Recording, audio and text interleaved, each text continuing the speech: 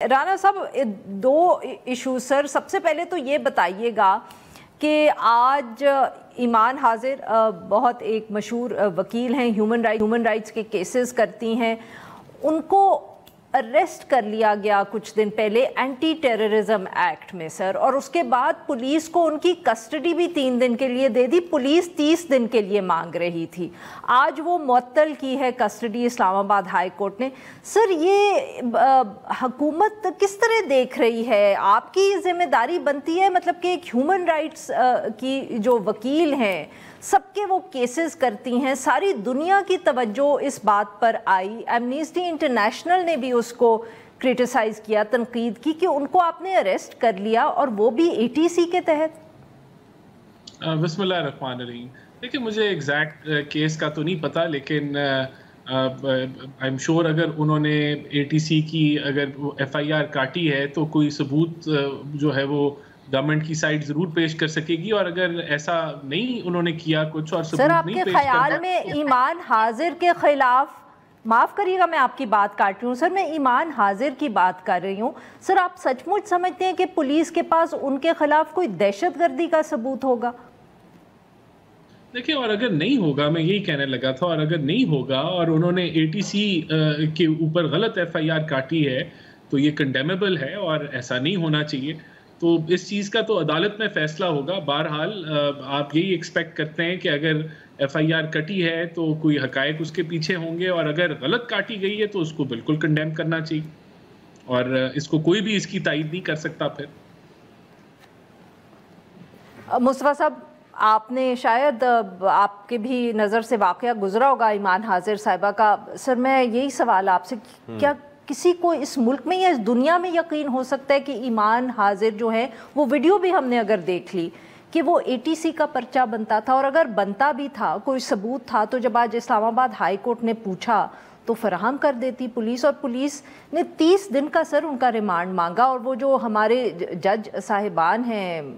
Terrorism courts کے، انہوں نے بھی 3 دن کا سر دے دیا تھا، وہ تو آج Islamabad high court head to interview. یہ بڑی ہماری بدقسمتی ہے کہ اس ملک میں ہر چیز کو ہم مذاق بنا لیتے ہیں۔ جو قانون کی جو اپلیکیشن ہے، اب دہشت گردی کی دفعات صرف دہشت گردی کے مقدمات کے لیے ہونی چاہیے، لیکن یہاں پر ہم نے واقعے کی فوٹیج بھی ہمارے سامنے موجود ہے، اس کے اندر ایٹ موسٹ آپ کار سرکار کے مداخلت کے دفعات اس میں لگا سکتے ہیں، لیکن دہشت گردی کے دفعات لگا دینا، ہمارے ہاں یہ رواج صرف ایگزیکٹو تک محدود نہیں ہے، پولیس تک محدود نہیں ہے، ایون جج صاحبان بھی، مجھے یاد ہے جسٹس ثاقب نثار صاحب چیف جسٹس تھے، اور ایک اپوزیشن کی جماعتوں کا الیکشن کمیشن کے سامنے ایک احتجاج تھا، اور کیونکہ سپریم کورٹ اس کے بالکل عین سامنے ہے تو وہاں پر کچھ کارکنان نے ان کے بارے میں نعرے بازی کر دی ایکسائٹمنٹ میں، اور پھر اس نعرے بازی کے نتیجے میں وہ سیخ پا ہو گئے ثاقب نثار صاحب، اور دہشت گردی کی دفعات شامل کی گئیں، دہشت گردی کے پرچے دیے گئے، یہ صرف ایک سبق سکھانے کے لیے، اور اس کے اندر ہم یہ ریئلائز نہیں کرتے کہ جس ملک میں ایکچوئل دہشت گردی ہو رہی ہو،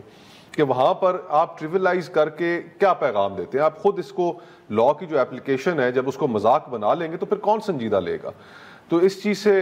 اور حکومت اپنے آپ کو دور تو نہیں کر سکتی، ایگزیکٹو کا حصہ ہے اسلام آباد پولیس، وہ کوئی باہر تو نہیں ہے ان سے، اور انہوں نے جس طریقے سے یہ دہشت گردی کی دفعات شامل کی، سبق سکھانے کے نظریے کے مطابق غلط تھا، پھر ساتھ ہی ساتھ انہوں نے 30 دن کے ریمانڈ کی استدعا بھی کر دی۔ 30 دن آپ نے کیا تفتیش کرنی تھی؟ کیا آپ نے برآمد وہاں سے کرنا تھا؟ وہ سر ڈینائی بھی نہیں کر رہے تھے کہ انہوں نے بیریئر ہٹایا تھا، in case that was the issue. تو یعنی جب آپ نے ریکوری بھی نہیں کچھ کرنی ہو، برآمدگی بھی کچھ نہیں کرنی ہو، اور آپ 30 دن کا ریمانڈ مانگے، تو اس کا مطلب ہے کہ آپ اس شخص کو یا ایمان کو یا ان کے ہسبینڈ ہادی کو آپ پینلائز کرنا چاہتے ہیں، آپ انہیں ایک سبق سکھانا چاہتے ہیں۔ تو اس طرح تو سبق نہیں سکھائے جاتے، آپ ریاست کو دل بڑا کر کے بہت سی چیزیں اندر سمو لینی ہوتی ہیں۔ ایمان اور ہادی دونوں، اس ہفتے میں نے ٹویٹر پہ دیکھا کہ بہت سے ہیومن رائٹس کیسز کے اندر انہوں نے اپیئر ہونا تھا، جس کے اندر غالباً مسنگ پرسنز کے بھی کیسز تھے، مہارنگ بلوچ کا بھی کوئی کیس تھا، اور وہ اب نہیں اس میں اپیئر ہو سکے۔ جی رانا صاحب۔ دیکھیں بالکل جو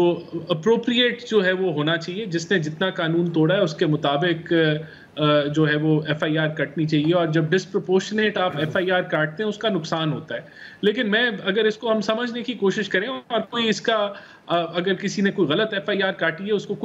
کا کوئی ڈیفینس نہیں ہے, لیکن اب یہاں اگر عدالتیں کام کریں اور اگر چھوٹے چھوٹے جرائم میں بر وقت سزائیں مل جائیں, بے شک ہفتے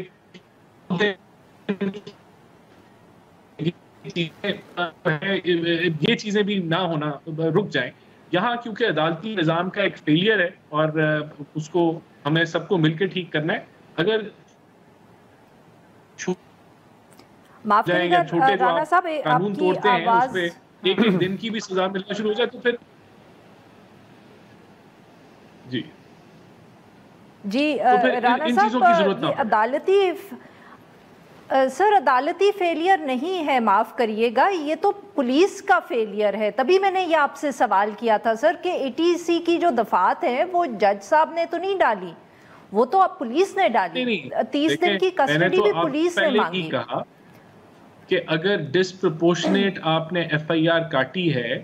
تو اس کا کوئی فائدہ نہیں ہوتا اوور آل ماحول کے اندر, نہ پولیس کی ساکھ کے اوپر کوئی بہتری آتی ہے. یہ نہیں ہونا چاہیے. عدالت اس کو ثابت میں جب ہوتا ہے تو اس کو کنڈیم کرنا چاہیے. لیکن میں آپ کو اس کی وجہ بتا رہا ہوں کہ ادھر یہاں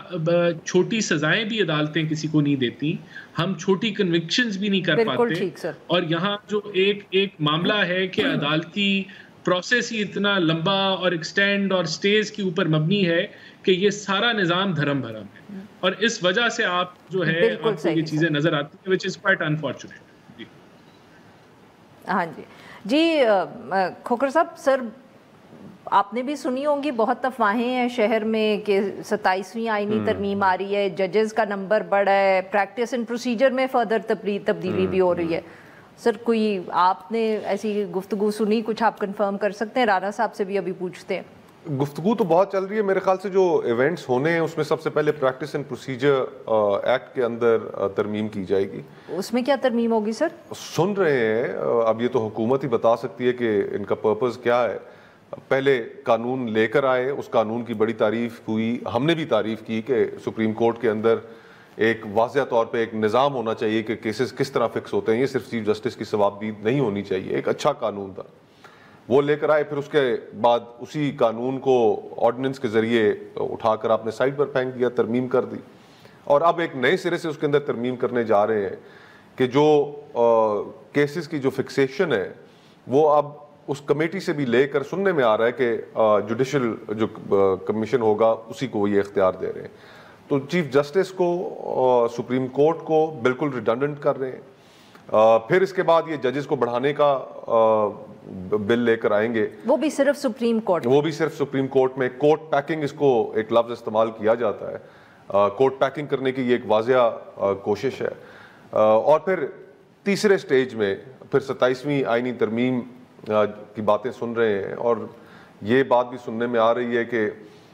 جو انیشل ڈرافٹ تھا اس کے اندر جو کچھ چیزیں لکھی ہوئی تھیں